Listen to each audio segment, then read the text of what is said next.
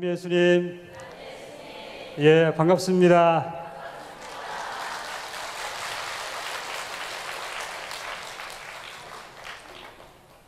네, 하느님 만나고 싶어서 여러분들 이렇게 오신 이 정성, 이 믿음, 이 발걸음 주님께서 틀림없이 기억해 주실 것입니다.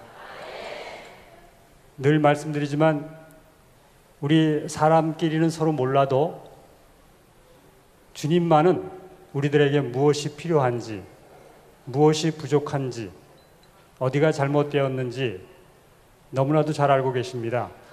그 주님께서 당신께 청하는 우리들의 기도에 응답하셔서 이제 각자에게 딱 맞는 것으로 틀림없이 채워주실 것입니다. 이 피정을 통해서 여러분들 꼭 한 분도 빠짐없이 꼭 응답받으시기를 바랍니다. 어떤 동물원에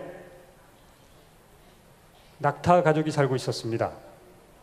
그런데 어린 낙타가 지내면서 불만거리가 하나 보였어요.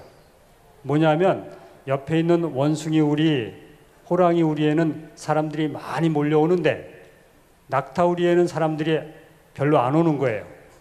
그래서 왜 우리는 사람들한테 이렇게 인기가 없을까 궁금해하고 있었습니다. 그리고 불만스러워하고 있었습니다.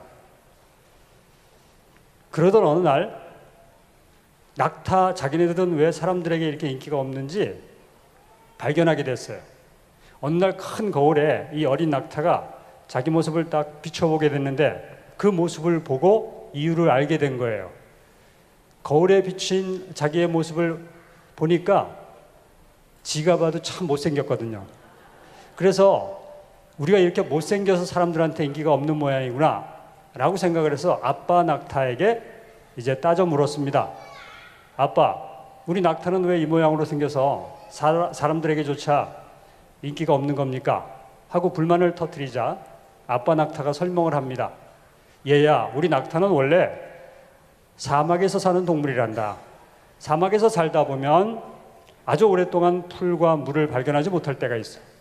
그래도 살아남아야 되기 때문에 우리가 그동안 적응하면서 영양분을 이 혹 속에 저장을 했다가 나중에 필요하면 죽을 지경이 되면 거기서 변화시켜서 생존을 하는 거다. 그리고 또 늘 모래바람이 불어오기 때문에 그것을 막기 위해서 우리 얼굴 모습이 이렇게 눈도 푹 들어가고 그리고 수염도 이렇게 나와 있고 이렇게 모습이 좀 흉하게 생긴 거다. 여러분, 낙타하고 다른 동물하고 차이점이 큰 게 하나 있는데 우리 사람도 마찬가지고 눈이나 입은 열었다 닫았다 하잖아요. 그런데 코만큼은 열었다 닫았다 하지 않습니다. 왜냐하면 코 열었다 닫았다 했다가 혹시 실수로 그냥 닫아놓고 깜빡 잊어버리면 이게 죽을 거 아니에요. 그래서 대부분의 동물들은 다 코만큼은 호흡할 수 있도록 늘 열려 있어요. 그런데 이상하게도 낙타만큼은 코조차도 열었다 닫았다 합니다. 왜냐하면 그 모래바람을 막도록 진화되고 적응이 된 거예요. 그런데 다른 사람들이 외부에서 보면 늘 코를 벌렁벌렁 대니까 아주 꼴불견이에요. 그래서 혹도 여기저기 튀어나왔고 뭐 발굽도 그렇고 전체적으로 모양이 흉하게 생겼습니다. 그래서 아빠 낙타가 이렇게 설명을 하니까 어린 낙타가 수긍을 합니다. 아, 이유가 있었구나. 그런데 이 어린 낙타가 받아들이지 못하는 한 가지 의문이 남았습니다. 그래서 아빠 낙타에게 질문을 합니다. 아빠, 그런데 우리가 왜 사막에 있지 않고 동물원에 와 있는 겁니까? 여러분, 낙타에게 생긴 문제는 못생겼기 때문에 생긴 것이 아니고 제자리에 있지 못했기 때문에 생긴 문제입니다. 그렇습니다. 제자리에 있지 못하면, 만물이 제자리에 있지 못하면 이렇게 문제가 생기고 엉뚱한 곳에 가 있으면 거기에 딱 맞도록 적응된 모든 기관이 무용지물이 돼요. 그래서 흉하거나 아니면 문제의 원인이 된다는 것입니다. 그렇습니다.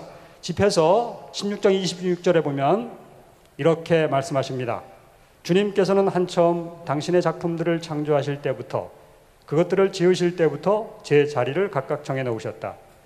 그분께서는 당신의 작품들에게 영원한 질서를 주시고 제 영역을 세세대대로 정해 놓으셨다. 그렇습니다. 하느님께서 이 세상 만물을 창조하시면서 모든 것들을 제자리에 있게 하셨어요. 제자리에 만드신 후 하느님께서 스스로 감탄하시죠? 당신 보시기에 참 좋다고. 그렇습니다.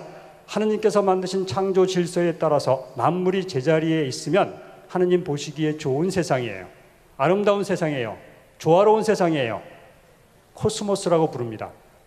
그런데 어느 순간부터 인간이 하느님을 떠난 뒤부터 엉망진창이 됐습니다. 만물이 제자리를 이탈하기 시작한 거예요. 그래서 혼돈의 세상으로 거꾸로 가게 되죠.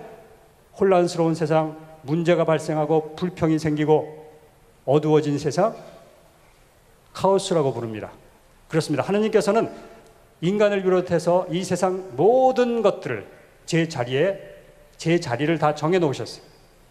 그래서 이 제 자리에 있을 때 행복하고 생명을 충만히 누리고 그리고 만물의 그 능력을 발휘할 수 있다는 것입니다. 그래서 오늘 우리가 과연 제자리에 있는지 함께 묵상하려고 합니다. 여러분 제 얼굴을 한번 보실래요? 전에 보신 분은 뭐 아시겠지만 제가 이게 아침마다 자꾸 빠져나갑니다. 이게 그 전보다 조금 더 훤해졌죠? 예, 날마다 빠져나가는데 아침에 출근을 하기 전에 면도를 하고 가야 돼요. 이제 칼 면도기로 거울을 보면서 면도를 반드시 해야지, 면도를 안 하고 나면 그냥 그 반나절만 지나면 벌써 시커매져요. 그래서 꼭 아침마다 면도를 해야 되는데 가끔씩 불만이 생겨요. 시간도 없는데 거울을 가만히 쳐다보면 좀 붙어 있으면 좋겠다 싶은 것은 자꾸 빠져나가고 없어도 괜찮겠다 싶은 여기는 맨날 아주 부지런히 생겨난단 말이에요. 그래서 요기하고 자리만 살짝 바꿔놔도 지금보다 훨씬 좋을 텐데 그런 생각을 가끔 합니다. 여러분 우리 몸 안에 있는 털 하나조차도 제자리에 있지 못하면 문제가 생긴다는 거예요. 하물며 인간이 제자리에 있지 못하면 이건 보통 문제가 아닙니다. 스스로 문제를 발생시키는 겁니다. 아담이 죄를 짓고 난 뒤에 하나님이 오시는 것을 보고 숨죠. 그러자 하나님께서 아담을 찾습니다. 어디 있느냐고. 그런데 이 질문은 상당히 어리석은 하나님의 질문이에요. 여러분 하나님께서 아담이 숨었다고 해서 못 찾아내실 분입니까? 전혀 그렇지 않죠. 우리 사람 마음속까지도 우리는 서로 못 알아보는데 하나님께서만큼은 우리의 마음속 깊은 곳까지도 꿰뚫어 보시는 분이에요. 그런 분이 아담이 숨었다고 해서 못 찾아내실 분이 아닙니다. 그런데 이런 질문을 던지셔요. 어디 있느냐고. 자, 이것은 하나님께서 몰라서 질문하시는 게 아닙니다. 바로 우리의 영혼의 위치가 어디에 있는지를 되돌아보라는 말씀이에요. 오늘 우리들에게 들려주시는 말씀. 자, 이 강의를 시작하면서 하나님께서 우리 각자의 이름을 부르십니다. 그리고 지금 묻습니다. 엘리야야, 데레사야, 마리아야, 베로니카야, 카타리나야, 너 지금 어디에 있느냐? 우리 영혼의 위치를 묻는 거예요. 우리가 과연 하나님께서 원하시는 제 자리에 있느냐? 제 자리를 이탈했다면 빨리 제 자리로 돌아가라는 촉구의 말씀입니다. 지금 나에게 생긴 문제의 원인을 찾아보면 주변의 모든 것을 비롯해서 제자리에 있지 못하기 때문이다 라는 말씀이에요. 여러분 아담이 왜 문제가 생겼습니까? 하느님의 자리에 올라가고 싶었어요. 교만해져서 하느님의 자리에 올라가려고 했던 것이 원죄입니다. 하느님을 떠나서 이렇게 자기 자리를 이탈했어요. 창조주 하느님의 위치, 하느님의 위치와 피조물인 인간 위치를 몰랐습니다.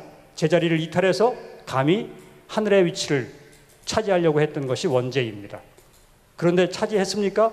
그러기는커녕 인간의 위치조차도 유지하지 못하고 동물의 위치처럼 이렇게 추락하고 말았습니다. 제자리로 돌아가야 돼요. 그래서 우리는 각자의 제 자리가 어디인지, 어디로 돌아가야 되는지 오늘 함께 생각해 봐야 됩니다. 우리는 과연 부모로서 제자리에 있습니까? 자녀로서 나는 제자리에 있습니까?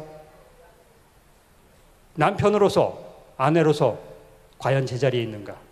제 역할을 정말로 잘하고 있는가? 생긴 문제가 내가 제 역할을 하지 못해서, 제 노릇을 하지 못해서 그렇게 된 것은 아닌가? 시어머니로서 제자리에 있는가? 며느리로서 제자리에 있는가? 형으로서, 아우로서, 천주교 신자로서, 성령 기도 회원으로서 나는 과연 제자리에 있는가? 대통령은 대통령 자리에서 봉사해야 돼요. 그런데 왕의 자리를 넘보면 문제가 생기는 거예요. 왕처럼 하면 사자는 사자의 자리에, 평신도는 평신도의 자리에 있어야 된다는 것입니다. 그래서 우리 모두 제 자리로 돌아가야 돼요. 지금 많은 문제는 제자리를 찾지 못했기 때문에 생기는 문제입니다. 자, 그렇다면 우리가 제자리로 돌아가려면 우리가 있어야 할 원래의 자리, 제자리가 어딘지는 알아야 될 거 아니에요. 어디로 돌아가란 말이냐? 이겁니다. 어디가 우리가 있어야 할 자리인지를 예수님께서는 아주 명확하게 요한복음 15장 4절에서 우리들에게 일러주고 계십니다. 너희는 내 안에 머물러라. 나도 너희 안에 머무르겠다. 가지가 포도나무에 붙어있지 않으면 스스로 열매를 맺을 수 없는 것처럼 너희도 내 안에 머무르지 않으면 열매를 맺지 못한다. 그렇습니다. 하느님께서 우리에게 요구하시는 제 자리는 하느님 안에 들어가는 거예요. 들어갔을 뿐만이 아니라 거기에 머무르는 거예요. 하느님 안에 머무는 것, 하느님 안에 들어가는 것, 이것이 우리가 있어야 할 자리다라는 것입니다. 그런데 여러분, 왜 하느님께서는 당신 안에 우리들을 꼭 붙들어 매려고 당신 안으로 들어오라고 하시나요? 우리를 좌우하고 싶어서 그럴까요? 그렇지 않습니다. 우리 그리스도인은 어떤 존재인가? 세례를 받는 순간 우리 영혼의 위치가 바뀐 사람이에요. 원래 우리는 세상에 속해 있었던 사람이었습니다. 그런데 내가 믿음을 갖고 예수님께 세례를 청하자 하나님께서 우리에게 놀라운 일을 하나 하셨는데, 우리 인간의 힘으로는 절대로 할 수 없는 일을 하셨는데, 그게 뭐냐 하면 세상에 속해 있었던 우리를 번쩍 들어서 하느님 당신 안으로 자리를 옮겨주신 거예요. 그때부터 우리는 소속이 달라졌고 위치가 달라졌어요. 그때부터 우리 소속은 어디라고요? 하씨 가문에 속하게 됐어요. 그렇기 때문에 우리가 있어야 할 자리는 여기예요. 하느님 안에 머무는 거예요. 근데 왜 하느님은 당신 안에 우리 인간들을 머물게 하시려는가? 그것은 당신 마음대로 우리를 흔들고 싶어서가 아닙니다. 여러분, 물고기가 물을 떠나면 어떻게 되죠? 죽습니다. 우리는 하느님으로부터 창조된 피조물이에요. 그렇기 때문에 우리가 하느님 안에 머무를 때 살 수 있어요. 생명을 얻으려면 하느님 안에 머물러 있어야 돼요. 하느님, 물을 떠나면 물고기가 죽는 것처럼 하느님을 떠나면 죽을 수밖에 없는 존재입니다. 그래서 예수님께서는 이 포도나무를 가지고 비유를 들어 말씀하셨어요. 가지가 떨어져 나가면 죽는다. 붙어 있어야지만 생명의 열매를 얻고 행복의 열매를 얻을 수 있다. 주님께서 우리를 사랑하시기 때문에 우리를 살리시기 위해서 당신에 머물라고 요구하고 계십니다. 이제 그리스도인은 영혼의 위치가 하느님 안에 머물러 있어야 되는 거예요. 그래서 제자리로 돌아가라 하시는 말씀은 하느님 안으로 돌아가라, 하느님 안에 머물러라 하는 것입니다. 내가 과연 하느님 안에 머물러 있는가? 가만히 생각해보면, 얼핏 생각해보면 하느님 안에 늘 머물러 있는 것 같아요. 자, 내가 지속적으로 현대의 삶을 살면서 집안일도 하고 사람도 만나고 직장도 다니고 이런저런 현대의 복잡한 일을 하면서도 지속적으로 하느님 안에 어떻게 머물 것인가? 우리가 하느님 안에 머물라고 해서 성당 안에 남아있으라는 얘기는 아니죠. 2박 3일 피정 끝나도 그냥 집은 다 팽개치고 여기서 계속 머물러 있으라는 소리가 아니잖아요. 그러면 하느님 안에 지속적으로 어떻게 머물 수 있을까요? 하느님 안에 지속적으로 머물러야지만 우리는 하느님 안에 머무는 거예요. 자, 그래서 오늘 어떻게 하면 우리의 제자리인 하느님 안에 지속적으로 머물 것인가? 그 구체적인 방법 3가지를 여러분과 함께 지금부터 묵상하겠습니다. 자, 첫 번째, 하느님 안에 머무는 방법입니다. 요한복음 15장 9절의 말씀. 아버지께서 나를 사랑하신 것처럼 나도 너희를 사랑하였다. 너희는 내 사랑 안에 머물러라. 자, 첫 번째 예수님께서 제시하시는 구체적인 하느님 안에 머무는 방법은 하느님의 사랑 안에 머물러라 하는 것입니다. 하느님의 사랑 안에 머물러라 하는 게 도대체 무슨 뜻일까요? 어떤 어린아이가 엄마 품에 안겨서 지금 가고 있습니다. 어린아이가 가만히 보니까 저 앞에 물웅덩이가 있어요. 이 어린아이가 내가 조금 전에 엄마한테 아주 무리하게 땡깡을 부렸는데 우리 엄마가 화가 나서 나를 저 물웅덩이에 확 쳐넣어버리고 엄마만 먼저 가지 않을까, 이런 걱정을 할까요? 안 할까요? 안 하죠. 이 어린아이는 전혀 그런 걱정하지 않습니다. 자기가 땡깡 부렸고 벌써 잊어버렸어요. 그리고 그거 기억난다 하더라도 엄마가 자기를 버릴 거라는 꿈에도 생각하지도 않아요. 왜요? 엄마를 절대적으로 신뢰하고 있습니다. 이 세상이 무너지고 난리가 나도 엄마 품에 안겨 있으면 그 어린아이는 만사오케이예요. 엄마의 사랑을 신뢰하기 때문이죠. 자, 엄마 품에 안겨 있는 어린아이, 엄마의 사랑 안에 머물러 있는 것입니다. 그래서 우리가 하느님 사랑 안에 머물러라 하는 이야기는 이렇게 살라는 거예요. 엄마 품에 안겨 있는 어린이처럼 살라는 얘기예요. 이 어린아이가 불안에 떨지 않았습니다. 두려워하지 않았습니다. 걱정하지 않았습니다. 그래서 우리도 아버지의 사랑을 믿는다면, 우리가 아버지의 사랑 안에 머물러 있다면 걱정하지 말아야 돼요. 불안해하지 말아야 돼요. 그러면 내가 아버지 사랑 안에 머물러 있는지, 안에 들어가 있는지 스스로 진단할 수 있어요. 어떻게? 내가 오늘 큰 문제가 우리 집에 생겨가지고 정말로 걱정이 태산이에요. 밤잠을 못 이룰 지경이에요. 그래서 잠 못 이룰 정도로 지금 걱정을 하고 있다. 그러면 금방 진단이 나오는 거예요. 나 지금 아버지 사랑 밖에 나와 있는 겁니다. 내가 아버지 사랑 안에 머물러 있다면 무슨 문제가 생겼더라도 걱정하지 말아야 된다는 거예요. 하느님 안에, 하느님 사랑 안에 머물러라 하는 첫 번째 주님의 요구사항은 어떤 문제가 생겼다 하더라도 걱정하지 말라 하는 것입니다. 그런데 이거는 우리가 지키기가 쉽지가 않아요. 여러분, 문제가 생겼는데 걱정이 안 됩니까? 걱정은 저절로 생기잖아요. 저절로 되잖아요. 어쩌란 말이에요. 자, 걱정거리가 없어야지 걱정을 안 하지. 걱정거리가 끊임없이 생기는데 우리 보고 어떻게 걱정하지 말라는 거냐. 우리는 그런 불만이 생깁니다. 어떻게 해야 될 것인가. 걱정거리가 생겼는데 어떻게 걱정하지 않고 살라는 소리냐. 자, 그 비결을 베드로전서 5장 7절에서 사도가 제시합니다.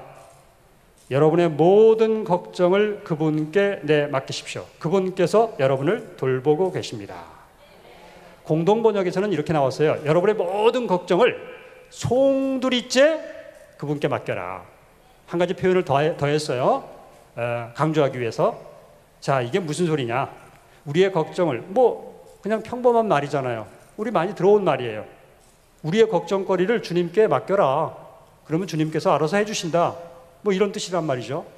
그런데 어감이 좀 다릅니다. 베드로 사도가 이 말씀을 할 때 사용한 단어가 좀 다른 뜻이에요. 무슨 소리냐면 여러분의 모든 걱정을, 작고 큰 걱정, 겉에 드러난 걱정, 속에 은밀한 걱정, 어떤 종류의 걱정이건 간에 모든 걱정을 그분께 맡기십시오. 이건 우리말로 번역했을 때 점잖은 표현이고, 원래 원어는 무슨 소리냐? 제가 이 성가책을 들었습니다. 이것을 들어가지고 저쪽에다가 이렇게 휙, 박찬호 선수, 유현진 선수가 야구공 던지듯이 물건을 휙 내팽개치라는 뜻이에요. 맡기십시오는 우리말 번역이고, 원어는 물건을 휙 내던져라 하는 뜻입니다. 그러면 이게 무슨 소리예요? 우리의 걱정거리를, 눈앞에 놓여진 걱정 보따리를 들어서 주님께 내던져라. 이거 내 거 아니다. 이거 당신 거 아니지 않느냐. 그러면서 주님께 휙 내던져버리라는 소리입니다. 주님 이것 좀 맡아주십시오. 이게 사정할 필요 없이 이거 들어가지고 걱정 보따리 생기기만 하면 주님께 이렇게 휙 던져버리라는 뜻이에요. 그러면 주님께서 돌봐 주신대요. 주님께서 맡아주신대요. 해결해 주신대요. 우리가 해야 될 일은 걱정거리를 주님께 던져버려라, 이 소리입니다. 자, 이렇게 던져버려서 아버지 사랑 안에 머무르는 그 방법이거든요. 세상 사람이 걱정이 생겼을 때하고 우리 천주교 신자가 걱정이 생겼을 때하고 아주 큰 차이점이 하나 있습니다. 그래서 우리가 하나님을 믿는 거예요. 세상 사람처럼 똑같이 살면 뭐하러 하나님을 믿습니까? 하나님을 믿으러 시간 다 뺏기고 맨날 미사 다닌다고 헌금 내야죠. 돈 뺏기죠. 시간 뺏기죠. 놀러 가지도 못하고. 이거 맨날 손해보는 장사인데 신앙생활 굳이 이렇게 해야 될 필요 있어요? 세상 사람처럼 똑같다면? 아주 중요한 차이점이 있고 아주 중요한 특권이 하나 있습니다. 여러분, 우리 그리스도인에게, 천주교 신자에게 하나님께서 주신 특권이 몇 가지 중요한 특권이 있는데, 제일 중요한 특권은 이제 나중에 우리가 하나님 나라에 갈 수 있는 특권을 주셨어요. 그 특권이 가장 큰 것이고, 또 한 가지 지상의 삶을 살면서 우리에게 주어진 아주 중요한 특권, 하나님이 나와 함께 동행하시는 특권이 있습니다. 여러분, 대통령이 내 옆자리에 있고 대통령하고 악수하고 대통령하고 식사하고, 이게 보통 영광이 아니잖아요. 그죠? 한번 만나기도 어려운데, 그런데 하느님이 내 친구고 나하고 늘 식사 같이 하고 나와 어디를 가든 함께 동행하시겠대요. 나의 가장 친한 벗이래요. 이렇게 우리에게 특권을 주셨어요. 대통령 저리 가라인 그 하느님이 나와 동행하는, 언제까지 동행하신다고요? 끝까지. 세상 끝날까지. 이게 우리 그리스도인에게 주어진 중요한 특권입니다. 하느님과 동행할 수 있는 특권, 하느님 나라에 갈 수 있는 특권. 그리고 오늘 지금 우리 그리스도인에게, 천주교 신자에게 주어진 특권 한 가지를 추가합니다. 그게 뭐냐면 이거예요. 이제 우리가 나아가는 삶의 길에서 앞에 큰 걱정 보따리가 생겼어요. 걱정거리가 있었어요. 여러분, 오늘도 이렇게 피정에 참석한 이유가 걱정거리가 있어서 오신 거죠? 아무 걱정 없는데 그냥 한번 가볼까, 구경이나 해볼까, 이래서 오신 거 아니잖아요. 다 속셈이 있어서 오셨죠? 네. 걱정거리가 앞에 있는 거예요. 그러면 세상 사람들이 걱정거리를 어떻게 처리하느냐?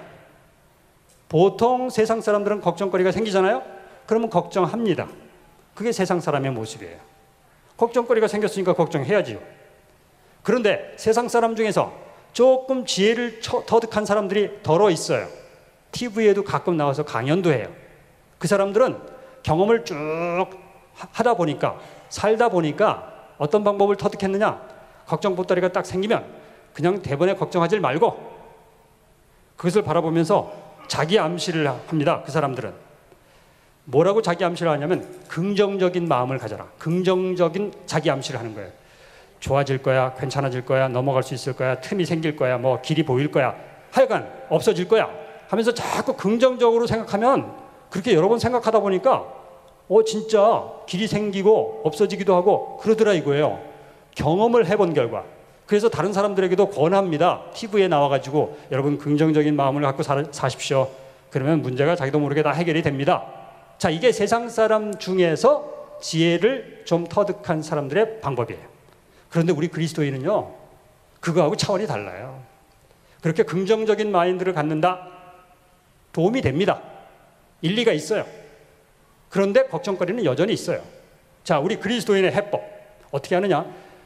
이 앞에 걱정 보따리가 놓여 있으면, 여러분 지금 다 가지고 오셨을 텐데 그 걱정 보따리를 어떻게 처리하느냐 하면, 거기다 놔두고 아이고 좋아지겠지, 괜찮아지겠지, 뭐 길이 생기겠지, 넘어갈 수 있겠지, 뭐 이게 아니라 이것을 번쩍 들어서 저쪽으로 주님께 휙 내던지라는 소리예요. 우리에게 주어진 특권 또 한 가지가 뭐냐 하면 바로 이거예요. 우리에게는 걱정 보따리 처리 장소가 주어졌어요. 세상 사람들에게는 없는데 우리에게는 걱정 보따리 처리 장소가 주어졌다는 거예요. 그 처리 장소가 어디예요? 예수님이에요. 그래서 예수님이 십자가에서 팔을 벌리고 계시는 거예요. 너희들 가지고 있는 거, 어려운 거 다 나한테 가져와. 내가 다 받아주겠다. 자, 이겁니다. 그래서 우리에게 주어진 아주 중요한 특권 중에 하나가 걱정 보따리 처리 장소가 주어졌다. 그 처리 장소가 바로 예수님이다 라는 겁니다. 그러면 우리는 이 처리 장소를 늘 활용해야 돼요.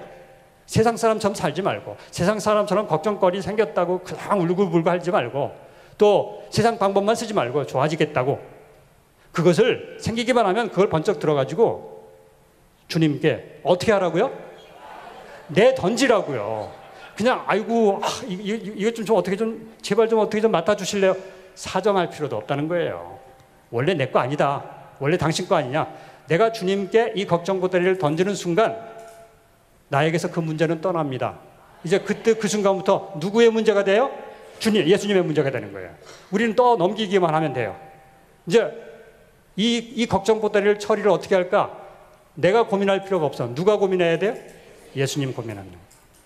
자, 이렇게 떠넘기는 방법, 걱정 보따리를 들어서 주님께 내던져라.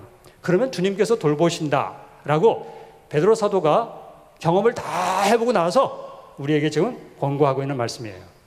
그래서 이 걱정 보따리 처리 장소가 주어졌기 때문에 여러분 이 피정에 오셔서 또는 기도에 오셔서 걱정 보따리를 들고 오시면 들고 오실 때마다 주님께 이렇게 들어서 던지시기를 바랍니다. 걱정거리를 들어서 던지는 행위를 두 글자로 뭐라 그러죠? 봉헌은 이렇게 아이고 주님께 공손하게 드리는 거고 이거 휙 내던져 버리는 것 이걸 기도라고 하는 거예요. 그러니까 우리가 지금 기도하는 것은 걱정 보따리 주님께 지금 다 던지는 작업이에요. 저 뒤에 계신 분 조금 세게 던지시고 요 앞에 오신 분은 조금 살짝 던져서도 잘 받아들여요. 그러니까 앞자리가 좋은 거예요. 힘 안 들이고도 주님께 던질 수 있으니까 저 뒤에 있으면 좀 힘을 좀 쓰셔야 돼. 그래서 걱정 보따리를 주님께 내 던져버려라. 그러면 주님께서 해결해 주신다. 이게 이렇게 할 수 있다는 이야기는 뭐냐 하면 아버지 사랑 안에 머물러 있다는 증거예요. 내가 아버지 사랑을 믿지 않으면 신뢰하지 않으면 이거 던지지 못합니다. 이거를 처리를 저 양반이 할지 말지 어떻게 알아요? 내가 믿고 있으니까 이거 던져버리는 거죠. 그렇습니다. 그러면 우리는 어떻게 하느냐? 그냥 걱정 보따리 생겼는데 걱정하지 말라고 그러니까 무대뽀로 주님께서 말씀하시는 게 아니에요. 너희들 걱정 보따리 생겼지? 그럼 그거 들어서 일로 던져. 그럼 그 앞에 걱정 보따리 없어졌지? 그러면 이제 걱정하지 마라. 주님께서 우리에게 걱정하지 말라는 소리는 걱정 보따리가 처리됐으니까 걱정하지 말라는 거지. 있는데 그대로 걱정하지 말라. 이렇게 무리한 요구하시는 분이 아니에요. 합리적인 분이에요, 우리 주님은. 그래서 우리 걱정 보따리를 이렇게 모두 던지시기를 바랍니다. 그런데 베드로 사도가 우리에게 이런 구체적인 방법을 제시하는 이유는 그냥 하는 게 아닙니다. 다 경험을 했어요. 체험을 했어요. 베드로 사도가 도대체 무슨 경험을 했길래, 무슨 체험을 했길래 우리에게 이렇게 당당하게 걱정거리를 내던져버리라고 하는가? 자, 그 중에 한 가지만 보겠습니다. 사도행전 12장에 나오는 이야기인데 나중에 집에 가서 한번 시간 나실 때 한번 보십시오. 무슨 얘기냐면 예수님께서 십자가에 처형당하시고 돌아가셨죠. 그리고 부활하신 뒤에 성령이 강림했어요. 성령 강림절부터 이 사도들의 태도가 확 바뀌었잖아요. 그런데 사도들이 그때 하나님의 성령의 능력을 얼마나 많이 받았는지 어려운 사람들을 보고 사랑의 마음으로 이렇게 끌어올리면 그냥 그 자리에서 절름발이가 일어나고 병이 치유가 되고 마귀가 쫓겨나가고 막 난리가 나는 거예요. 하느님의 현존하신다는, 하느님께서 함께 하신다는 증거와 능력이 다 보여지는 가운데에 아주 중요한 핵심 메시지를 던집니다. 바로 우리가 죽였던 예수 그분이 하느님의 아들이다. 그분은 왜 오셨는가? 우리를 구원하신 분이다. 그러면서 그분이 부활하셨다 하고 메시지를 다 전달하는데 사람들이 맨 처음에 받아들이지 않았어요. 믿지 않았어요. 말도 안 되는 소리 하고 있다. 저렇게 처참하게 죽은 그 인간이 실패한 인간이지 무슨 부활한 하느님의 아들이냐 믿을 수가 없었어요. 그런데 그 사도들에게서 능력이 증거로 드러나는 거예요. 진짜 죽은 사람이 살아나고 아팠던 사람이 벌떡벌떡 일어나고 이렇게 하니까 사람들이 다 믿기 시작했어요. 아주 빠른 속도로 그리스도인들이 늘어나기 시작했습니다. 그런데 여러분, 어느 나라에 어떤 이념을 가진 한 가지 같은 생각을 가진 사람들이 그런 무리가 늘어나기 시작하면 문제가 생깁니다. 무슨 문제가 생기느냐? 그렇게 한 가지 뜻으로 뭉쳐진 사람들이 늘어날 때 그 세력들을 두려워하는 존재가 있어요. 누구냐면 권력을 쥔 사람입니다. 권력을 쥔 사람은 그런 세력들이 늘어나면 자기 권력 기반의 위험 요소로 작용하기 때문에 어떻게 해서든지 갈라쳐야 돼요. 해산시켜야 돼요. 이게 모든 권력자들의 고민이고 생각입니다. 그래서 별별 불법을 다 하는 거예요. 블랙리스트를 작성해서 쟤네들은 지원하지 말고 쟤네들은 출연하지도 못하게 하고 이런 식으로 다 처리를 합니다. 권력을 유지하기 위해서. 자, 그런데 그리스도인들이 점점 세력이 커지는 거예요. 사람들이 많이 몰리는 거예요. 그 당시에 권력을 잡고 있었던 사람은 헤로데 왕이었고, 헤로데는 권력의 위기감을 느낍니다. 이거 큰일 났다. 쟤네들이 점점 늘어나가는 내 왕권에 도전하겠다. 이제 그런 생각을 하죠. 그래서 어떻게 행동을 하느냐면 그 그리스도인들 가운데서 야고보 사도라는 인간을 붙잡아다가 처형을 시켰어요. 처형을 시키자 지지도가 막 올라가는 거예요. 그 당시에 유다인들이 막 적극적으로 지지하는 거예요. 그러자 헤로데가 머리를 씁니다. 야, 요거 그리스도인이라고 하는 인간들, 이 도당들을 활용하면 상당히 유리하겠다 싶어가지고 이제 어떤 마음을 먹냐면, 이렇게 야고보라는 한 인간을, 사도를 처단했는데도 이 정도로 내가 지지를 받는다면 그네들 가운데 최고 두목을 없애버리면 효과가 만점이겠다. 그런 생각을 합니다. 여러분, 예수님께서 돌아가신 뒤에 그리스도인의 최고 두목이라고 할 수 있는 사람이 누구였을까요? 베드로 사도죠. 그래서 수소문 끝에 베드로 사도를 잡아들입니다. 직결 처분을 시키려고. 정치적 효과를 보려고. 그런데 잡아들이자마자 바로 죽이려고 그랬거든요.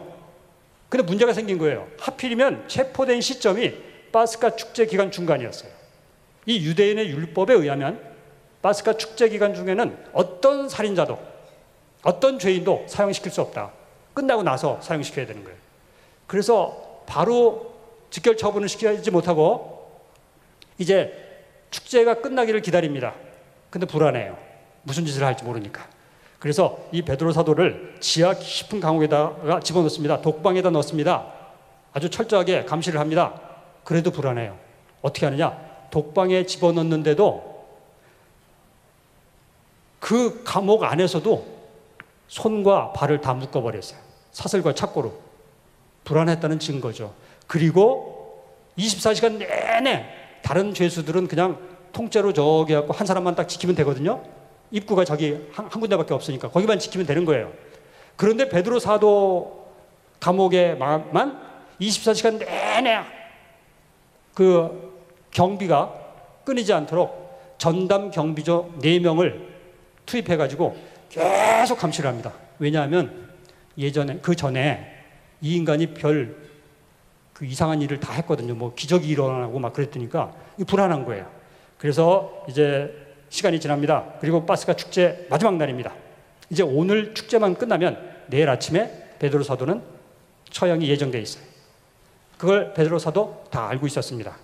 그런데도 불구하고 처형당하기 바로 전날 밤, 축제 기간 마지막 날 밤, 베드로 사도의 모습 나옵니다. 어떻게 하고 있느냐? 아주 퍼들어지게 쿨쿨 잠을 자고 있는 거예요. 이 배짱이 도대체 어디서 나온 거예요? 이거는 하느님의 사랑을 믿지 않고서는 이런 배짱이 나올 수가 없어요. 그냥 쿨쿨 잠을 자는 거예요. 아버지의 사랑을 전적으로 믿고 이렇게 죽음을 코앞에 둔 채로 잠을 자고 있는, 평화를 누리고 있는 이 베드로 사도를 하느님께서는 그냥 버려두실 수가 없었어요. 그래서 어떻게 합니까?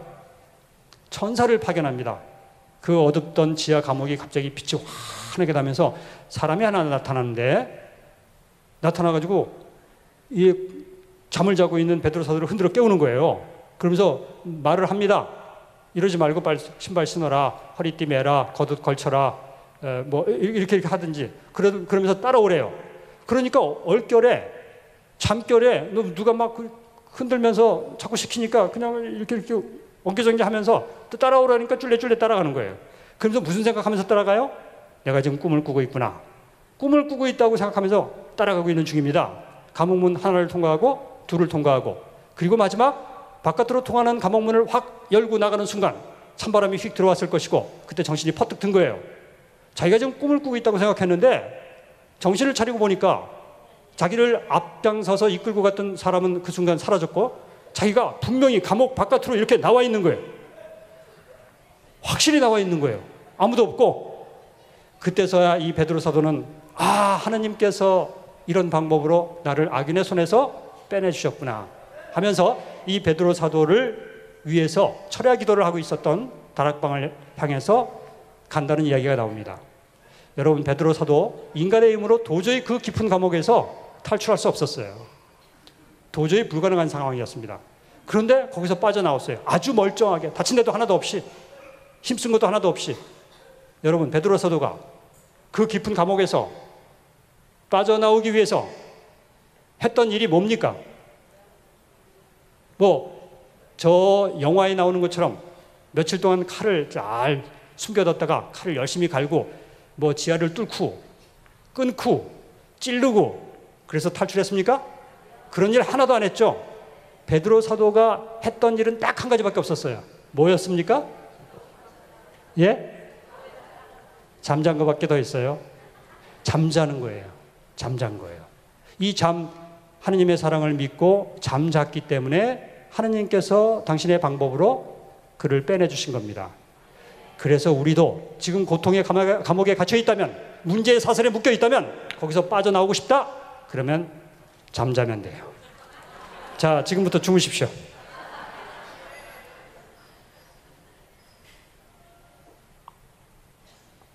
자, 여기서 잠자라는 뜻은 혼란스럽고 산란하고 그냥 걱정이 짓눌리고 이렇게 한 상태 속에서도 평화를 유지하라는 뜻이에요. 이 평화는 어디에서 나오느냐? 하느님의 사랑을 믿을 때에 나오지, 아무도 믿지 못할 때면 이렇게 잠들 수가 없는 거예요. 생각해 보십시오. 우리라면 그렇게 잠들 수가 있겠습니까? 우리가 지금 이렇게 멀쩡하게 있는 이유가 뭐예요? 아직 언제 죽을지 몰라서 그러잖아요. 몇 시간 뒤에 틀림없이 죽는다. 그럼 우리 오늘 밤 잘 수 있나요? 국정원에서 조사를 다 해보니까, 샅샅이 조사를 해보니까 불순분자들이 있는데, 여기 삼선산 성지에 피정이란가 뭔가 하는 거기에 찾아온 인간들이 제일 불순분자다. 한 700명 되는 그 인간들이 제일 불순분자다. 이게 이제 판결이 내려졌어요. 그래가지고 내일 오전 10시에 여기서 다 모아놓고 다 직결 처분한다. 그렇게 결정이 내려졌다면 내일 오전 10시에 우리 다 죽게 돼 있습니다. 그렇게 결정이 됐다면 오늘 밤 우리 뭐 할까요? 졸리는데 잘까요? 자, 어떤 사람은 이제 기도해야 된다. 그리고 어떤 사람은 전화해가지고 내가 그동안 잘못했다, 미안하다, 화해하고, 그죠? 잠들 시간이 있나요? 잠들 시간 없잖아요. 그 안에 할 일이 얼마나 많아요. 지금 그래도 우리가 졸리다고 잘 수 있는 이유는 아직 언제 죽을지 몰라서 그런 거예요. 그죠? 몇 시간 안에 죽는다는 게 확실하다면 잠들 수 없어요. 근데 베드로 사도는 몇 시간 안에 죽는다는 거 확실히 알면서도 잠잤어요. 아버지의 사랑을 전적으로 신뢰하기 때문에 나온 행위라는 것입니다. 그래서 여러분, 아버지의 사랑을 신뢰하시길 바랍니다. 베드로의 잠은 두 종류가 있거든요. 이 잠 말고 겟세마니 동산에서의 잠, 그죠? 예수님이 그랬잖아요. 당신 혼자 힘드니까 세 명한테 너희들만큼이라도 좀 나와 좀 같이 있어 줄래? 그런데 어쩌어요? 마음은 간절하나 몸이 말을 안 들었어요. 그냥 졸려서 죽을 지경이에요. 유혹에 빠진 잠이었죠. 겟세마니 동산에서의 베드로 잠, 유혹에 빠진 잠이었지만 오늘 말씀드린 감옥에서의 잠, 평화의 잠이었습니다. 그래서 우리는 이 평화의 잠을 잘 수 있어야 돼요. 이것은 바로 아버지의 사랑을 믿느냐 믿지 못하느냐, 이런 차이에서 나온다는 것입니다. 그래서 우리가 아버지의 사랑을 믿어야 돼요. 바오로 사도 말할 필요도 없습니다. 그 많은 고난을 겪었습니다. 죽음의 고통을 얼마나 넘기는지 몰라요. 그러면서도 이 바오로 사도가 내뱉고 있는 말은 기가 막힙니다. 로마서 8장에 보면 이렇게 이야기하고 있어요. 우리는 우리를 사랑해 주신 분의 도움에 힘입어 이 모든 것을 이겨내고도 남습니다. 나는 확신합니다. 죽음도 삶도 천사도 권세도 현재의 것도 미래의 것도 권능도 저 높은 것도 저 깊은 것도 그 밖에 어떠한 피조물도 우리 주 그리스도 예수님에게서 드러난 하느님의 사랑에서 우리를 떼어놓을 수 없습니다. 아버지께서 우리를 사랑하신다는 이 끈은 그 무엇으로도 끊을 수 없다. 죽음도 끊을 수 없고 마귀도 끊을 수 없고 누구도 끊을 수 없고 어떤 환경도 끊을 수 없다는 겁니다. 이것을 붙들고 있는 한, 이 사랑을 믿고 있는 한, 우리는 어떤 경우에도 흔들리지 말고 아버지의 사랑 믿고 걱정에서 해방되시기를 바랍니다. 걱정 보따리를 주님께 이제 찾아오셨으니 다 기도 도중에 여러분들 다 던지시기 바랍니다. 근데 문제가 하나 있습니다. 내가 내 앞에 놓여진 걱정 보따리를 들어서 주님께 이렇게 던지는 작업을 하라고 그랬죠? 기도라고 그랬습니다. 근데 문제는 이게 너무 커가지고, 걱정거리가 너무 커가지고 내가 들리지가 않아요. 들 수가 없어요. 던지려면 일단 들어야 되잖아요. 들리지도 않는 걸 어떻게 던져요? 그죠? 자, 들 수 있는 문제라면 뭐 가져와갖고 던지면 되는데, 들 수 없는 걱정 보따리가 생기는 경우가 많단 말이죠. 이건 어떻게 하죠? 일단 들어야 될 텐데. 자, 요 문제는 세 번째 이야기할 때 해법이 나옵니다. 잠시 미루겠습니다. 첫 번째, 그래서 우리는 하느님 안에 머무는 첫 번째 방법은 아버지의 사랑을 전적으로 신뢰하면서 걱정하지 말라. 이게 아버지 사랑 안에 머무는 방법이다. 이게 우리가 있어야 할 자리예요. 우리가 있어야 할 첫 번째 자리는 아버지 사랑 안에 끊임없이 머물러 있어야 돼요. 아버지 사랑 안에 머물러 있다면 이런저런 문제가 생긴다 하더라도 이제 주님께 던져버리고 평화를 유지하자 하는 것입니다. 자, 두 번째, 하느님 안에 머무는 두 번째 방법입니다.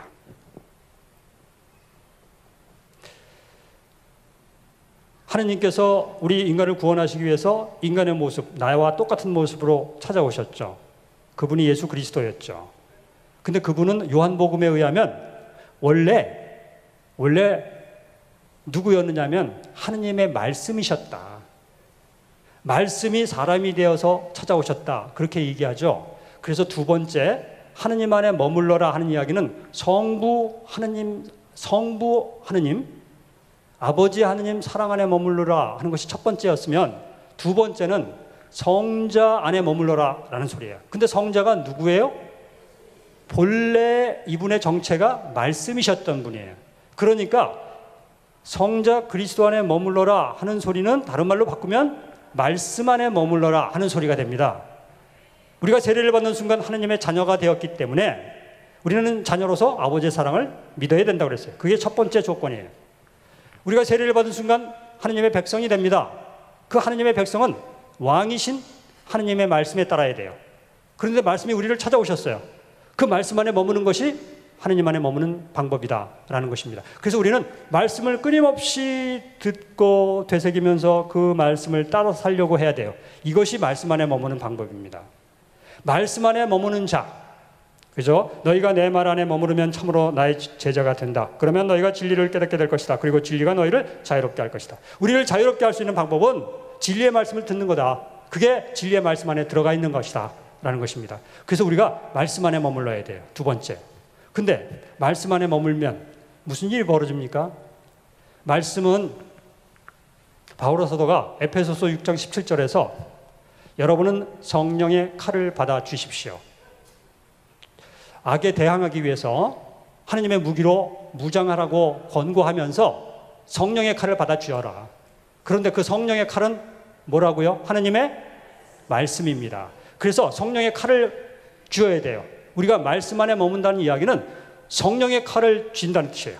그런데 이 성령의 칼은 우리에게 무슨 일을 해줍니까? 이 성령의 칼은 우리의 영혼을 수술해줘요. 영혼의 수술칼이 되기 때문에 일주일을 사는 동안에, 한 달을 사는 동안에, 1년을 사는 동안에 많은 일을 겪습니다. 그러면서 우리가 상처를 받습니다. 지나가는 말 한마디에도 상처가 돼요. 그러면 그것이 점점 불어나가지고 암세포처럼 불어나요. 마귀가 그렇게 만들어놔요. 맨 처음에는 그냥 별거 아닌 말인데 그 말 듣고 곰곰이 되새겨보니까 괘씸해, 섭섭해, 섭섭증이 시작되죠. 이 섭섭증이 하룻밤만 자면 미움으로, 증오로, 나중에 그 인간이 나한테 그럴 수 있어? 미워지기 시작합니다. 자, 점점 암세포처럼 아주 빠른 속도로 성장해요. 우리가 시간이 흐르면서 생활하면서 늘 이렇게 암세포들이 끊임없는 빠른 속도로 자라납니다. 이거 수술 받아야 돼요. 수술 받으려면 수술칼이 있어야 되잖아요. 수술칼, 영혼의 수술칼이 뭐라고요? 하나님의 말씀이에요. 말씀을 들으러 오는 것이 우리 지금 수술받고 있는 중이에요. 내 영혼 수술받고 있는 중이에요. 말씀 없이는 온전한 치유가 안 됩니다. 잘라내긴 해도 뿌리가 남아있어요. 그래서 우리가 이 말씀, 성령의 칼, 영혼의 수술칼로 수술을 받아야 돼요. 그리고 이 성령의 칼은 얼마나 날카로운지 아주 예리하게 정확하게 분별을 해내요.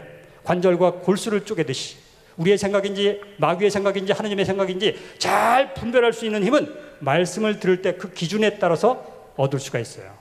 분별력을 줍니다. 아주 날카로운 성령의 칼, 하느님의 말씀. 그래서 말씀을 잘 듣는 사람은 예전에 실수하고 실패했던 것들 다시 반복하지 않아요. 이제 말씀에 의해서 분별력이 생기거든요. 나도 모르는 사이에 이게 아니다, 이게 아니다 알게 돼요. 느껴져요. 말씀을 끊임없이 듣는 사람은. 말씀 안에서 오늘 뭐 동쪽으로 가지 말아라 이런 게 아니라 느껴지는 거예요. 성령의 이끄심에 따라서. 그래서 말씀, 성령의 칼을 잡아라. 이 성령의 칼은 또 영혼의 수술 칼일 뿐만이 아니라 우리 영혼의 조각칼이기도 해요. 마귀는요, 우리가 살아가는 동안에, 걸어가는 동안에 끊임없이 우리에게 접근해서 우리를 자기 유혹의 끈으로 묶으려고 해요. 마귀는 우리를 묶으려고 하고 하느님은 우리를 자유롭게 하시려고 하고 우리를 무슨 수를 써서라도 묶으려고 해요. 어저께 한 말 한마디로 묶어버려요. 그게 걸려 넘어지게 만들어요. 그러면 우리는 그냥 끊임없이 이게 속박당합니다. 이럴 때 어떻게 해야 되느냐? 성령의 칼, 하느님의 말씀을 붙들고 있는 사람은 이 마귀 유혹의 끈들을 잘라버릴 수가 있어요. 그러니까 말씀을 들음으로써 분별력도 생기고 유혹의 끈도 이겨낼 수가 있어요. 그리고 이 영혼의 조각칼이기 때문에 우리의 원래 모습이 누구를 닮았다고요? 하느님의 모습대로 창조되었다고 그랬죠. 그래서 우리에게 지금 100년 정도라고 하는 시간 기회를 주신 이유가 뭐예요? 하느님의 거룩한 형상을 회복해서 돌아오라고. 그죠? 그 뜻이에요. 그래서 우리에게 기회 주신 거예요. 그러니까 우리는 죽을 때까지 하느님의 형상을 어떻게 하면 회복할 것인지, 하느님의 거룩한 모습으로 어떻게 닮아갈 것인지, 그리스도의 인격을, 그리스도의 성품을 어떻게 해서든지 내 것으로 만들어야 될 것인지, 이게 우리에게 주어진 과제예요. 마지막 날 문 앞에서 문이 열리고 하느님을 만납니다. 하느님께서 신분 확인하실 필요 없어요. 주민등록증 확인 안 하십니다. 딱 나를 보시면서 척 보니까 벌써 너는 나를 쏙 빼닮았구나. 잘 왔다, 들어와라. 이렇게 하시는 거예요. 그런데 나를 보니까 아무리 살펴봐도 당신하고 닮은 점이 없어요. 혹시 발가락이라도 닮지 않았을까? 막 찾아봐도 발가락도 안 닮았다. 그러면 너는 여기 잘못 찾아온 것 같다. 번지수가 틀렸다. 딴 데 가서 알아봐라. 이러면 문이 닫히는 거예요. 그러니까 남아있는 우리 일생 동안 뭐 고통이 있고 문제가 있고 아픔이 있지만 그 과정을 거치면서 우리가 해야 될 변치 않는 우리의 목표는 하느님의 거룩한 형상을 날마다 해마다 이렇게 닮아가는 거예요. 이게 우리가 해야 될 과제예요. 그런데 이게 우리 마음대로 안 되잖아요. 잘 하느님의 형상을 만들어 가다가 어느 한순간 다 깨트려 버리죠. 그냥 폭발해 버리죠. 다 그냥 산통 깨트리는 거예요. 잘 안 돼요. 그래서 성령의 칼, 말씀에 의지하면 내가 그렇게 노력하면서 말씀을 듣잖아요. 그러면 이 말씀은 우리 영혼의 조각칼이 되어서 우리를 잘 하느님의 형상을 담도록 잘 조각을 해주시고 다듬어 주셔요. 엘리야, 너 오늘 가만히 보니까 콧대가 너무 높아. 그러면서 말씀을 들으면 콧대를 깎아주십니다. 교만을 깎아주셔요. 오늘은 보니까 엘리야, 너는 콧대는 낮아졌는데 왜 이쪽 볼탱이가 튀어나왔어? 뭐가 또 심술이 되고 뭐가 미워가지고 또 불만이야. 이거 깎아주셔요. 그리고 오늘은 보니까 왜 배가 볼록 튀어나왔냐? 뭐 또 탐욕을 부리고 욕심을 부리고 있느냐? 그래서 이쪽에 깎아주시고 다이어트 하게 해주시고. 자, 이게 영혼의 조각칼이신 하느님의 말씀이 우리에게 해주시는 역할이에요. 그렇기 때문에 성령의 칼인 하느님의 말씀, 그 말씀 안에 머물러야 돼요. 그래야지만 우리의 모습은 거룩한 하느님을 닮아가고 우리 안에 있는 헛되고 해로운 것들을 해결할 수가 있습니다. 그래서 요한복음 15장 7절에서 아주 중요한 말씀을 하시죠. 우리가 이곳에 와서 우리의 청하는 바를 주님께 드립니다. 이거 해달라, 저거 해달라. 그런데 응답을 어떻게 받느냐? 어떻게 해야지 응답을 받느냐에 대한 해답 한 가지를 알려주세요. 자, 보십시오. 요한복음 15장 7절이죠. 너희가 내 안에 머무르고 내 말이 너희 안에 머무르면 너희가 원하는 것은 무엇이든지 청하여라. 너희에게 그대로 이루어질 것이다. 자, 우리가 청하는 바가 그대로 이루어지게 하려면 그 앞에 전제 조건이 내가 하느님의 말씀 안에 머물고 말씀이 우리 안에 머물 때 청원 기도하면 다 들어주겠다. 그러니까 우리가 앞에 해야 될 일이 그거예요. 우리가 말씀 안에 늘 머물러 있어야 돼요. 말씀은 그냥 귓전으로 들어버리고 내 뜻대로 살면서 그냥 아쉬울 때만 와가지고 이거 해달라고 안 들어주신다는 거죠. 그러니까 우리가 응답 받으려면 그 전에 뭐 하자고요? 말씀 안에 머물러야 돼요. 끊임없이 말씀 안에 머물러야 돼요. 말씀 안에 머문다는 게 무슨 소리예요? 말씀을 끊임없이 듣고 되새기면서 말씀을 따라 살려고 애를 써라, 이겁니다. 그렇지 않고서 우리들의 척만 해봤자 소용이 없다라는 소리입니다. 어느 날 예수님께서 제자들에게 아주 이상한 지시를 내리십니다. 뭐라고 그러시냐면 주변에 있는 돌들을 들고 나를 따라와라.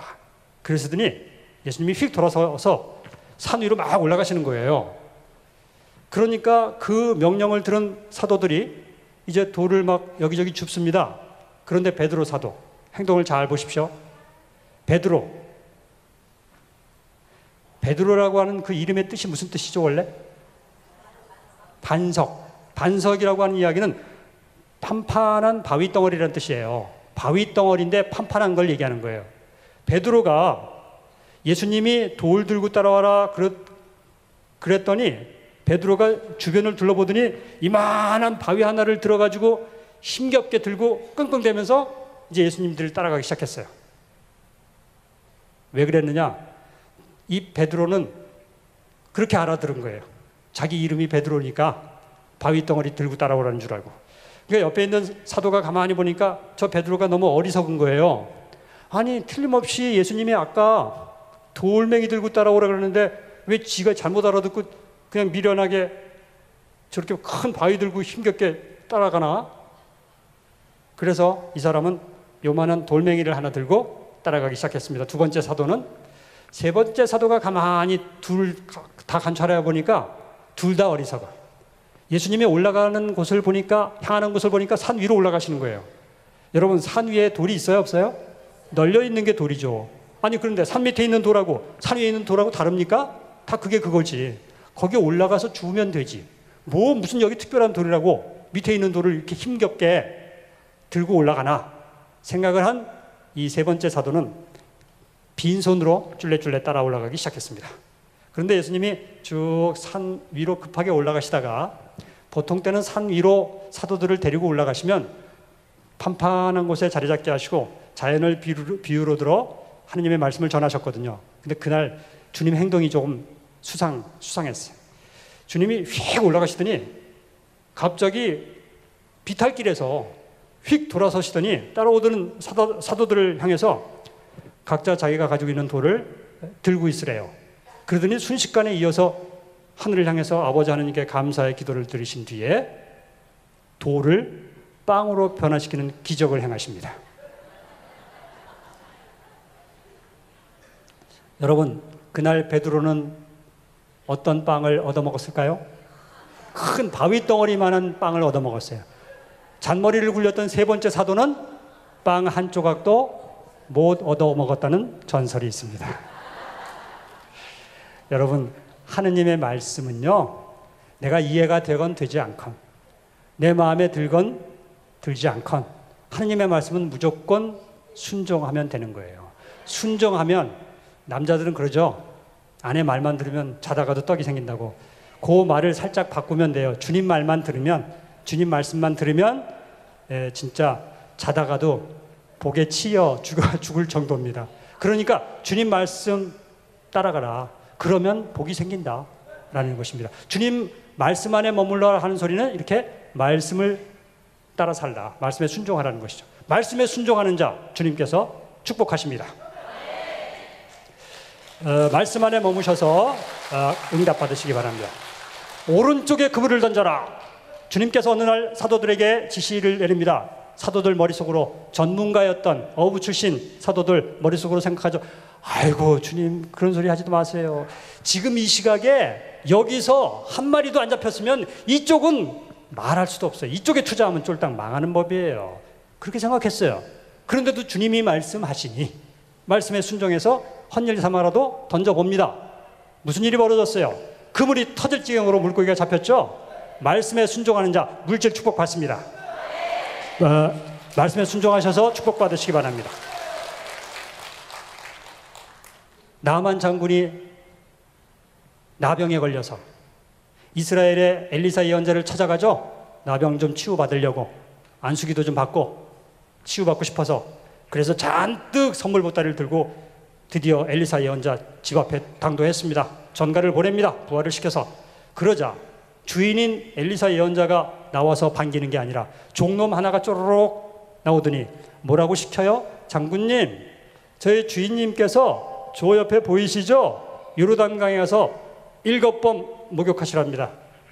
그 말을 들은 나만 장군 뿔딱지가 나기 시작했어요.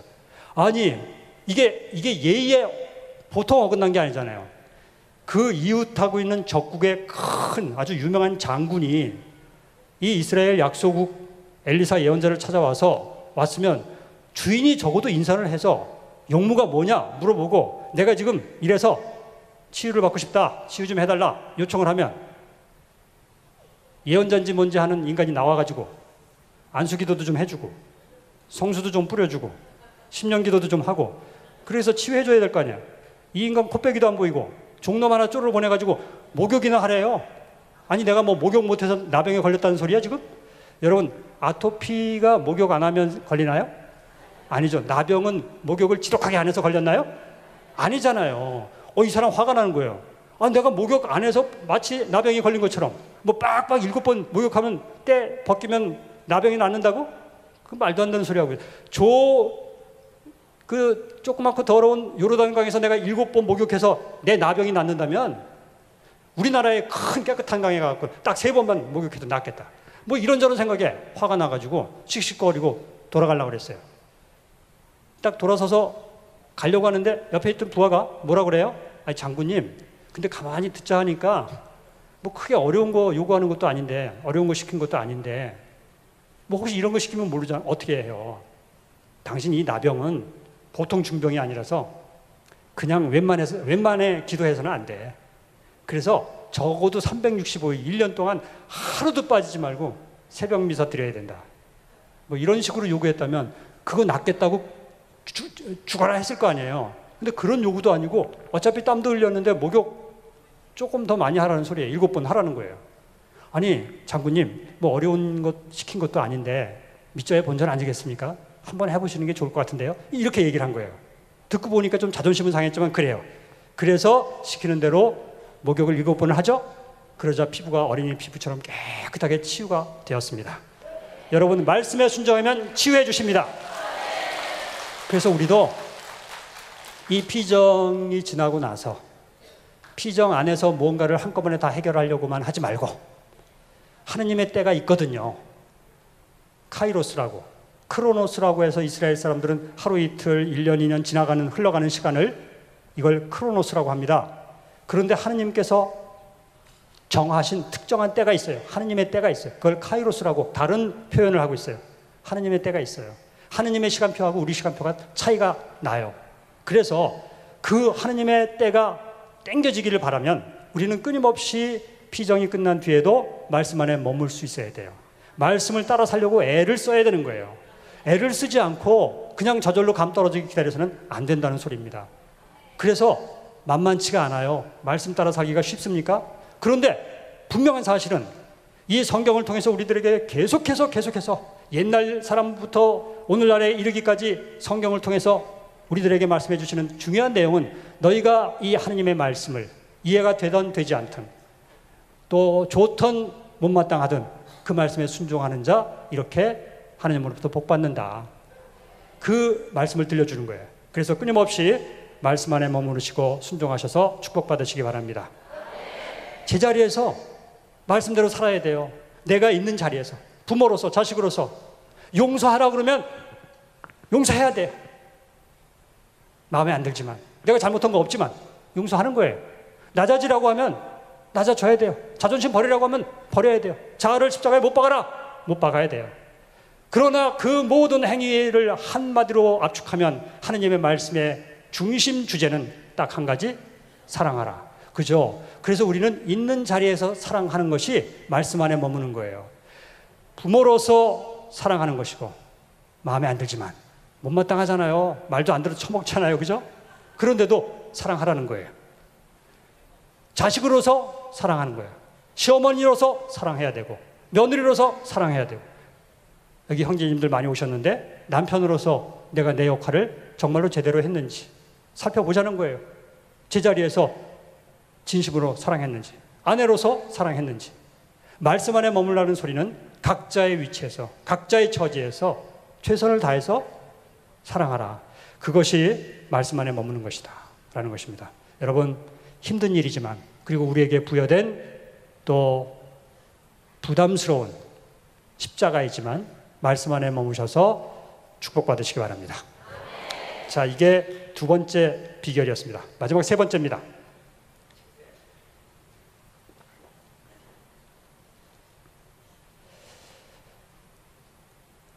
여러분, 운동 중에 프로야구, 프로축구가 있는데 그 프로야구나 프로축구는 팀이 있어요. 근데 팀이 지역 연고가 있습니다. 서울팀이 있고 뭐 광주팀이 있고 대구, 부산팀이 있죠. 그 지역의 연고를 둔 팀들이 서로 이제 1년 동안 시합을 하는데 경기를 할 때 어떤 식으로 하냐면 자기 지역에서 경기 몇 번 하면 또 다른 지역에, 상대방 지역에 가서 또 경기를 하죠. 원정 경기라고 하고 자기 지역에서 하면 홈 경기라고 합니다. 그런데 지금까지 통계를 내보면 홈 경기에서 이길 확률이 훨씬 높아요. 이게 모든 것이 자연적으로 그렇게 되어 있습니다. 그래서 자기 지역에 있을 때, 자기 영역에 있을 때 이상하게도 사람들이나 모든 생명체들은 자기 능력을 최대한 잘 발휘해요. 여러분, 2002년도 월드컵 때 우리나라가 축구가 4강까지 올라갔죠. 그때 4강 최고의 성적이었는데 그때 그 경기를 어디서 했어요? 우리나라에서 한 거예요. 그죠? 서울에서 한 거예요. 우리나라에서 했을 때 우리 선수들이 펄펄 날았어요. 그런데 펄펄 날았던 이유 중에 하나가 우리 연세 많이 드신 어머니, 아버지, 할머니, 할아버지들 축구에 관심도 별로 없었는데 우리나라에서 그거 하고 TV로 맨날 중계가 나오니까 우리나라가 이겨야 되겠다는 생각 속에 그냥 축구도 잘 모르시는 노인네들도 뭐라 그랬어요? 대한민국! 그죠? 그렇게 온 마음으로 그냥 다 응원을 하니까 그냥 박지선 선수가 펄펄 날고 이렇게 된 거예요.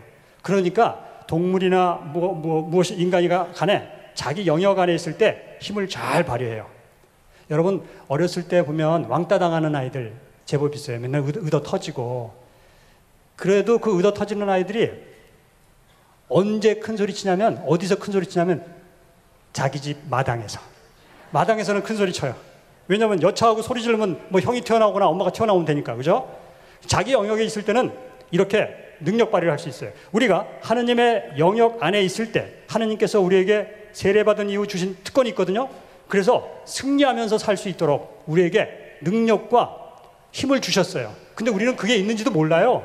그래서 하나님 영역 밖에 나가면 마귀는 그 기회를 놓치지 않습니다. 어떻게 해서든지 무장해제를 시켜갖고, 야, 네가 가진 능력이 뭐가 있다고 그래. 하나님께서 주셨는데 그 보물을, 그 무기를 갖고 있는데도 내가 가지고 있다는 것을 몰라요. 마귀가 속이거든요. 영역 바깥에 나가 있으면 다 뺏겨요. 무장해제 당해요. 우리가 하나님의 영역 안에 머물러 있을 때 그걸 잘 활용할 수 있고 능력을 발휘하고 승리하면서 살 수 있습니다. 그래서 우리가 세 번째, 하나님 영역 안에 머물러야 돼요. 근데 하나님의 영역이 어딘가요? 하나님의 영역은 눈에 보이지 않습니다. 요한 1서 4장 13절입니다. 하나님께서는 우리에게 당신의 영을 나누어 주셨습니다. 우리는 이 사실로 우리가 그분 안에 머무르고 그분께서 우리 안에 머무르신다는 것을 압니다. 무슨 뜻이냐면 하나님의 영, 성령을 세례받을 때 우리에게 주셨죠. 그래서 우리는 그때부터 하나님의 성전이라고 그랬죠. 우리가 머물러서 승리하며 능력적으로 힘차게 기쁘게 행복하게 살아갈 수 있는 하나님의 영역은 바로 성령입니다. 그래서 세 번째, 성령 안에 머물러라. 이게 세 번째 비결이에요. 성령 안에 머물 때 우리가 할 수 없는 능력을 초월해요.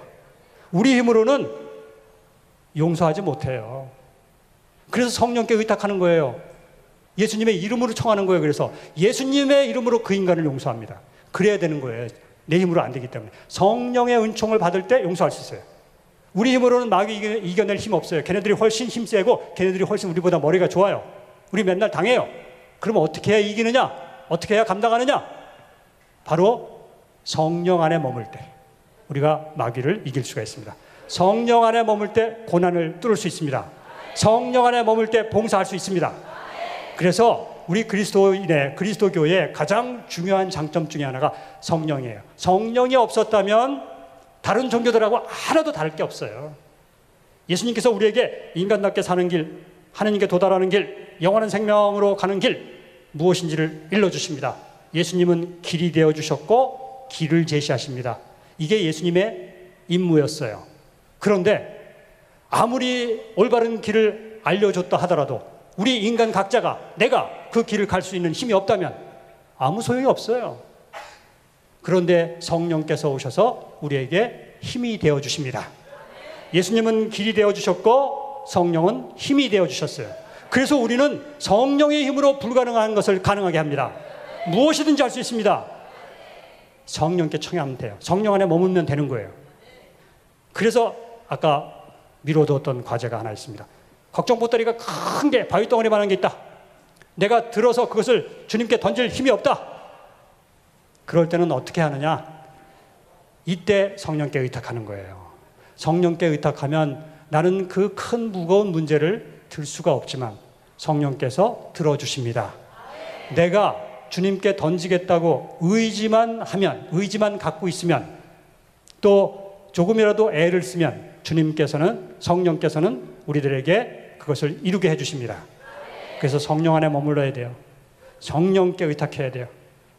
하느님께서는 만물을 창조하실 때 말씀과 영으로 창조하셨어요. 그래서 우리가 말씀과 영 안에 머물러 있어야 돼요. 말씀 안에 머문다는 얘기는 말씀을 기준으로 산다는 이야기고, 성령 안에 머문다는 얘기는 성령의 이끄심을 아주 예민하게 느껴서 따라가야 된다는 거예요. 말씀을 기준으로 성령을 따라갈 때 우리의 모습은 점점 하느님의 거룩한 형상으로 닮아가게 될 것입니다. 그런데 성령 안에 어떻게 머물죠? 이렇게 성령 기도에 나오는 것, 아주 중요한 방법 중에 하나예요. 자, 성령 안에 머무는 방법이 뭐예요? 말씀 안에 머물라는 얘기는 말씀을 듣고 되새기고 순종하라는 거였어요. 아버지 사랑 안에 머물라는 얘기는 아버지 사랑 신뢰하면서 걱정 보따리 던져버리고 걱정하지 말라는 얘기였어요. 그러면 성령 안에 머물라는 소리는 어떻게, 구체적으로 내가 어떻게 해야지만 성령 안에 머무는 거냐 이거예요. 성령 안에, 보이지도 않는 성령 안에 내가 어떻게 머물러? 자, 그 한 가지 방법을 바울의 사도가 일러주고 있습니다. 로마서 8장 9절입니다.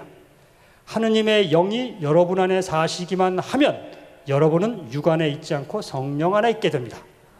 누구든지 그리스도의 영을 모시고 있지 않으면 그는 그리스도께 속한 사람이 아닙니다. 자, 이게 무슨 소리냐면 성령 안에 머물러 있으려면 거꾸로 우리 안에 성령을 모시고 있으면 된다. 내가 성령 안에 머물러 있으면, 내가 성령 안에 머물러 있는다는 것은 내 안에 성령이 머물러 있다는 것이에요. 그런 방법이에요. 그래서 그리스도의 영을 모신 사람이 성령 안에 머무는 사람이다. 성령을 모시지 못한 사람은 아예 그리스도인이라고 말할 자격도 없다라고 단정 짓고 있습니다. 그러니까 우리는 성령 안에 머물러라? 어떻게 해요? 그거 내 안에 성령을 충만히 모시면 돼. 그래서 한마디로 표현하면 성령 충만입니다. 우리가 성령을 충만히 성령 충만, 오늘도 성령 충만, 내일도 성령 충만, 다음 주도 성령 충만, 내달도 성령 충만할 때 성령 안에 머무는 거예요. 그러면 성령 충만하기 위해서 우리가 이 기도에 찾아오는 거잖아요. 성령 충만하기 위해서. 근데 성령 충만하다는 게 도대체 뭔가? 여러분, 착각해서는 안 됩니다. 내가 오늘 이 피정에 와서 2박 3일 피정에 참석을 해서 열심히 나름대로 찬양하고 기도하고 말씀도 귀 기울여 들었어요. 그래서 아픈 부분도 고쳐달라고 청하기도 하고 가족들 기도도 봉헌하고 하여간 열심히 애를 썼어요. 그러면 오기 전에는 성령이 5리터밖에 없었는데 2박 3일 피정을 끝내고 나면 30리터로 바뀝니까? 성령이 충만하다는 게 그런 뜻입니까? 아니에요. 성령 충만하다는 얘기는 성령의 양이 늘어난다는 뜻이 아니에요. 성령이 조금밖에 없었는데 우리가 이 기도에 참석하고 뭐 애 쓴다고 해서 성령의 양이 막 이렇게 늘어나서 막 철철 넘치는 게 아니라 성령 충만하다는 것은 이런 뜻입니다. 양으로 따질 수가 없어요. 성령은 이미 세례받은 순간 우리 안에 임하셨어요. 그런데 바로 잊어버렸어요. 우리는 의식도 못했어요. 성령이 내 안에 오셨는지 마셨는지 뭐 잊어버렸어요. 그리고 성령을 구석에 처박아 놓고 내 뜻대로 사는 거예요. 내 방식대로 사는 거예요. 내 힘으로 사는 거예요. 내 머리로 사는 거예요. 성령은 내가 자유의지로 그분께 의탁하지 않으면 가만히 계십니다. 이게 자유의지의 힘이에요. 그러니까 성령이 내 안에 오셨는지 안 오셨는지도 모른 채 내 힘으로 살 수밖에 없었어요.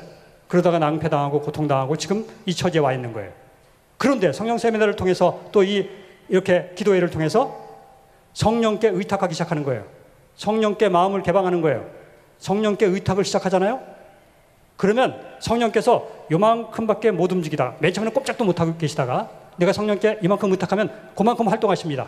30%를 맡기면 30% 내 삶 가운데서 활동을 시작하셔요. 80%를 맡기면 80%를 활동하십니다. 100%를 맡기면 성령께서 내 삶과 내 마음과 우리 가정을 온통 당신께서 이끌어 가십니다. 그래서 성령 충만하다는 얘기는 성령의 양이 늘어난다는 뜻이 아니라 내가 맡기는 만큼 성령께서 내 가운데에서 활동을 그만큼 하신다.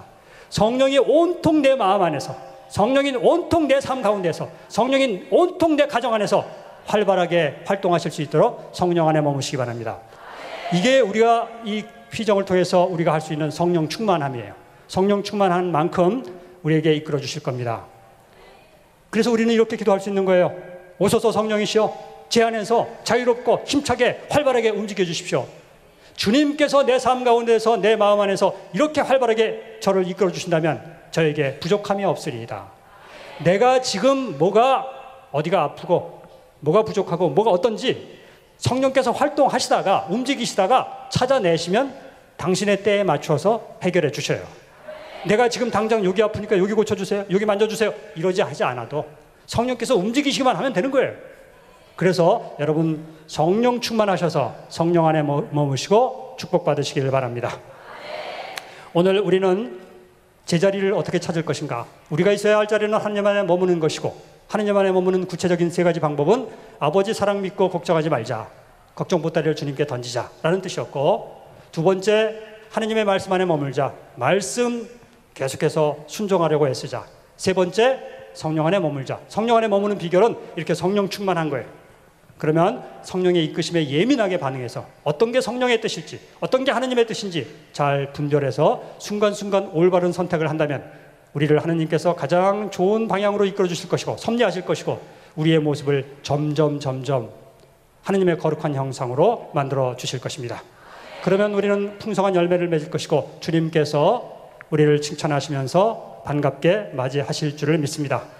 그리고 남아있는 시간 지상의 삶을 사는 동안 우리가 지금 애를 태우면서 주님께 청하는 이 기도조차도 반드시 응답하시고, 아니 거기에 응답하실 뿐만이 아니라 그 이상으로 우리가 받고자 했던 것 이상으로 오묘하신 방법으로 축복해 주실 것입니다.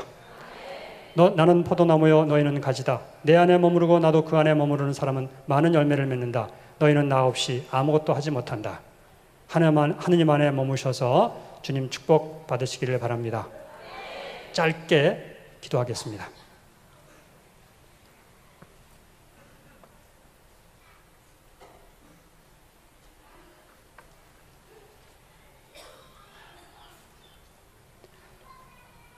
사랑의 주님, 당신께서 저희들을 그토록 사랑하셔서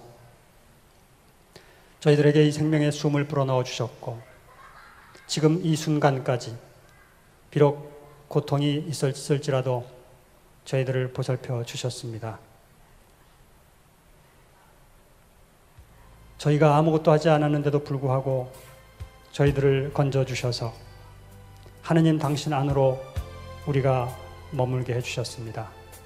그럼에도 불구하고 수많은 시간 동안 당신을 떠났고 당신 안에 머물지 못했습니다. 그동안 하느님의 사랑 안에 온전히 머물러 당신을 신뢰하지 못했습니다. 당신께서는 단 한순간도 저희에게서 눈을 떼지 않으시고 배려하시고 사랑하셨건만 그 사랑을 신뢰하지 못했습니다.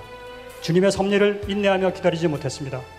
그래서 걱정과 염려에 휩싸였고 불안과 두려움에 휩싸였고 조급해했고 낙심했습니다. 원망과 불평 속에서 불행하게 살아왔습니다. 지금 이 시간 당신께 용서를 청합니다. 이제 다시 당신의 사랑을 믿고 당신의 사랑을 신뢰하며 간청하오니 저희가 겪고 있는 이 고통 무의미하지 않게 하여 주시고 고통의 사슬 문제의 묶임에서 속히 풀어 주시옵소서. 사랑의 주님, 저희가 그동안 말씀 안에 온전히 머물지 못했습니다. 그래서 말씀 듣고 순종하지 못했습니다. 말씀보다는 세상 속 마귀의 속삭임에 더 귀를 기울였습니다. 또 이렇게 찾아와서 말씀을 듣고 나서도 말씀과 상관없이 세상 방식대로 저희들의 욕구대로 살아왔습니다. 그러면서도 복받기만을 청했습니다. 주님 용서하여 주시옵소서. 이제부터라도 당신 말씀에 따라 살겠으니 성령의 칼로 저희의 영혼을 수술하여 주시옵소서. 저희 안에서 어둠을 몰아내 주시옵소서. 마귀의 유혹을 끊어버리게 하여 주시옵소서. 저희 몸의 모든 세포 하나하나도 주님께서 창조하셨던 원래의 제자리로 돌아가게 하여 주시옵소서. 치유하여 주시옵소서. 회복하게 하여 주시옵소서. 바로잡아 주시옵소서. 축복하여 주시옵소서. 사랑해 주님, 그동안 성령 안에 온전히 머물지 못했습니다. 성령의 이끄심 눈치채지 못했고 따라가지 못했습니다. 우리의 힘만으로 살았습니다. 그래서 무력하게 실패했습니다. 주님께서 주셨던 특권을 알지 못했고 그 행복과 기쁨을 누리지 못한 채 살아왔습니다. 기도하면서도 성령께 자리를 내어드리지 못했습니다. 주님 용서하여 주시옵소서. 이제 성령께 청합니다. 저희 안에서 이제부터라도 활발하게 활동하여 주시옵소서. 당신의 힘이 저희를 이끌어 주시옵소서. 저희의 마음을 다스려 주시옵소서. 성령이시여 저희 가정을 이끌어 주시옵소서. 가족들을 이끌어 주시옵소서. 능력적으로 살게 하여 주시옵소서. 마귀를 이기게 하여 주시옵소서. 봉사할 수 있는 능력도 허락하여 주시옵소서. 사랑의 주님, 풍성한 성령의 열매를 맺도록 이끌어 주시옵소서. 저희가 주님 안에 머물며 온전히 제자리에서 사랑하지 못했습니다. 늘 이기심 때문에 저희 입장만 생각했습니다. 욕심 때문에 나누지 못했습니다. 남을 늘 판단했습니다. 각자의 자리에서 사랑하지 못했습니다. 이제 부모로서 사랑할 수 있게 하여 주시고 자녀로서 온전히 사랑하게 하여 주시옵소서. 남편으로 사랑하게 하여 주시고 아내로서 사랑하게 하여 주시옵소서. 시부모와 며느리로서 사랑하게 하여 주시옵소서. 형과 아우로 사랑하게 하여 주시옵소서. 그리스도인으로서 더 사랑하게 하여 주시옵소서. 사랑의 자리 떠나지 않게 하여 주시고 용서의 자리에 머물게 하여 주시고 겸손의 자리에 나아가게 하여 주시고 평화의 자리에 머물게 하여 주시옵소서. 사랑의 주님, 저희 힘으로는 다 하지 못하오니 주님 애를 쓰겠사오니 성령이시여 저희들을 당신 점점 닮아가게 하여 주시고 거룩한 모습 회복시켜 주시옵소서. 당신 안에 머물러 하느님의 생명과 행복을 누리며 주님께 찬양과 감사를 끊임없이 드리다가 당신께 나아갈 수 있도록 이끌어 주시옵기를 우리 주님 예수 그리스도를 통하여 비나이다. 성부와 성자와 성령의 이름으로 아멘. 주님께 감사드립니다.